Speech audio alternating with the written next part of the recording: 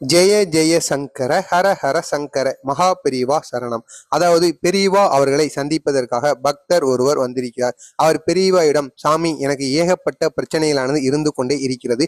நான் எது செய்தாலும், அதாவது ஒரு பிரச்சனை தீர்ந்துவிட்டால் அடுத்ததாக புதியதாக ஒரு பிரச்சனையானது வந்து விடுகிறது. இதற்கு நீங்கள் தான் ஏதாவது எனக்கு பரிகாரங்களை சொல்லி எனது அனைத்து பிரச்சனைகளிலும் இருந்து என்னையை வெளியே கொண்டு வர வேண்டும் பெரியவா என்பது போல பெரியவாயிடம் ஆசீர்வாதம் வாங்கிவிட்டு அந்த பக்தர் கூறியிருக்கிறார்.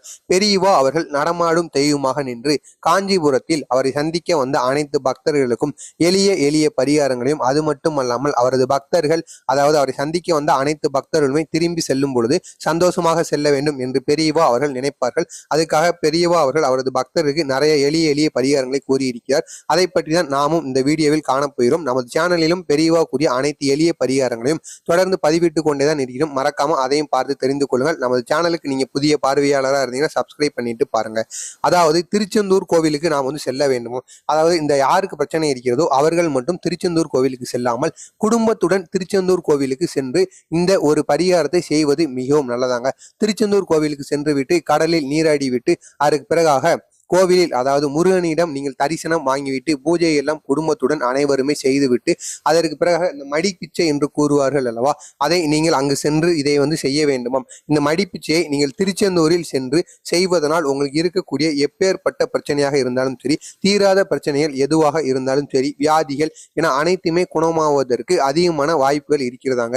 நீங்கள் நினைக்கலாம், அதாவது இந்த மடிப்பிச்சை நாம் அங்கு போய் எடுத்தால் நம்மை பார்ப்பவர்கள் என்ன நினைப்பார்கள் என்பது போல நினைப்பார்கள் என்று உங்களது ஆழ்ந்த மனதில் தோணலாம். இருந்தாலும் நீங்கள் இந்த செயலை எல்லாம் செய்தால் மட்டுமே உங்களது வாழ்க்கையில் அடுத்த பிரச்சனைகள் வராமல் இருக்கும். திருச்செந்தூருக்கு சென்று மடிப்பிச்சை எடுத்து வாழ்க்கையில் வெற்றி பெற்றவர்கள் எத்தனையோ நபர்கள் இருக்கிறார்கள். அதைத்தான் நானும் உங்களிடம் கூறுகிறேன். என்னிடம் அவர்கள் கூறியிருக்கிறார்கள். அதாவது திருச்செந்தூருக்கு சென்று இந்த மடிப்பிச்சையை எடுத்தால் பெரியவா அவர்கள் கூறியிருக்கிறார்கள், இந்த மடிப்பிச்சையை எடுப்பதன் மூலம் நமது வாழ்வில் எப்பேற்பட்ட பிரச்சனைகளும் தீரும். தீராத கஷ்டங்கள் எதுவாக இருந்தாலும் சரி, தீராத நோய்கள் என என்ன வித பிரச்சனைகளாக இருந்தாலும் சரி, திருச்செந்தூர் கோவிலுக்கு சென்று இந்த ஒரு மடிப்பிச்சையை மட்டும் செய்து வாருங்கள். இதை நீங்கள் குடும்பத்துடன் செய்ய வேண்டிய அவசியம் கூட இல்லை. யாராவது ஒருவராவது இதை செய்தாலே போதும். ஆனால் குடும்பத்துடன் திருச்செந்தூர் கோவிலுக்கு சென்று தரிசனம் வாங்கிவிட்டு அதுக்கப்புறமாக கடலில் முக்கியமாக நீங்கள் நீராட வேண்டும். இந்த திருச்செந்தூர் கடலில் நீங்கள் நீராடுவதால் உங்களை பிடித்த பீடைகள், கஷ்டங்கள், துயரங்கள், உங்களிடம் இருக்க தீய சக்திகள் என அனைத்துமே நீங்கிவிடுமா.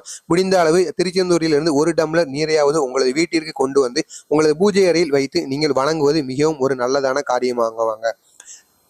மறக்காம நீங்களும் இந்த ஒரு செயலை மட்டும் செய்துவார்கள். உங்களது வாழ்க்கையில் இருக்கக்கூடிய எப்பேற்பட்ட பிரச்சனைகளுக்கும் ஒரு தீர்வானது கிடைக்கும். இந்த திருச்செந்தூர் முருகனின் மூலம் உங்களுக்கு ஏகப்பட்ட நன்மைகளும் ஏகப்பட்ட அதிர்ஷ்டங்களும் வருவதற்கான அதிகப்படியான வாய்ப்புகள் இருக்கிறது. இந்த தகவலை நீங்கள் மட்டும் செய்து வாழ்க்கையில் வெற்றி பெறாமல் இதை போன்று யாராவது கஷ்டத்தில் இருப்பவர்களுக்கும் பிரச்சனையில் இருப்பவர்களுக்கும் இதையும் அவர்களிடம் கூறி அவர்களையும் இதை செய்து வர சொல்லுங்கள்.